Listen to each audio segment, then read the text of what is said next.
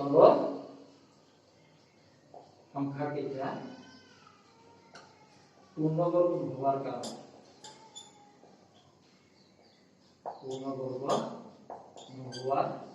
কাৰণে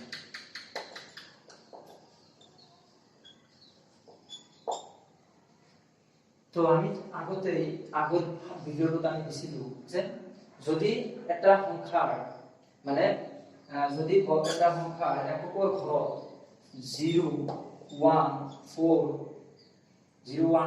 5 6 9 এইকেইটা অংক থাকে তেতিয়াহ'লে সেই সংখ্যাটো কি হ'ব মানে পূৰ্ণবৰ্গ হ'ব।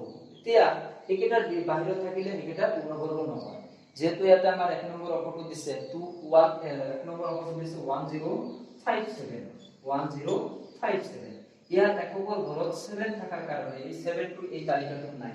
গতিকে 7 থাকাৰ কাৰণে সংখ্যাটো পূৰ্ণবৰ্গ নহয়। এতেকে 1057 সংখ্যাটো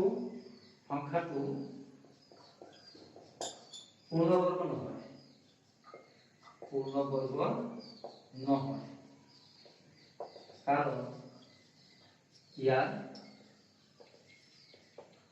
এককৰ ঘৰত এককৰ স্থানত 7 আছে। নাম্বাৰ 2 কৈছে আমাৰ কি নাম্বাৰ 2 আছে 7928 তো 7928 ৰ এককৰ ঘৰত কি আছে 7928 ৰ এই সংখ্যাটো পূৰ্ণবৰ্গ নহয়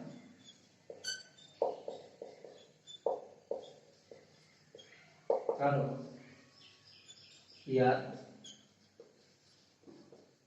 এককৰ ঘৰত এককৰ স্থানত 8 আছে।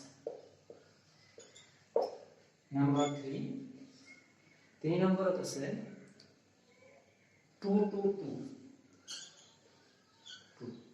যে 222 সংখ্যাটো এটা কি নহয় পূৰ্ণবৰ্গ নহয়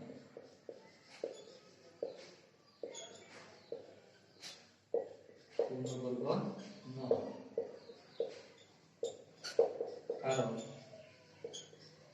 ইয়াৰ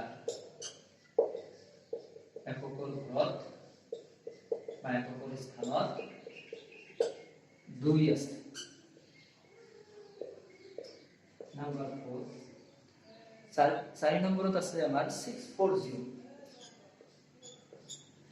তো আমি ফাৰ্স্ট ভিডিওটো যদি উঠি দিছিলো যে নোটস কেইটামান দিছিলো তাৰে আছিল যে সকলোবোৰ বৰ্গ সংখ্যাৰ শেষত 0 1 4 5 6 9 এটা থাকিব লাগিব আৰু তাৰ ভিতৰত 3 নম্বৰ যেটো দিছিলো যে কি যদি শূন্য থাকে এই শূন্য থাকিলে কি হ'ব লাগিব যুগ্ম সংখ্যক শূন্য থাকিব লাগিব যে বৰ্গ সংখ্যাৰ শেষত যুগ্ম সংখ্যক শূন্য থাকিব লাগিব।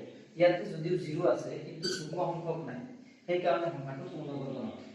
640 সংখ্যাটো পূৰ্ণবৰ্গ নহয়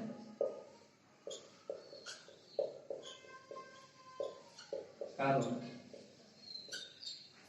ইয়াৰ কাৰণ সংখ্যাটো অযুগ্ম সংখ্যক শূন্য আছে।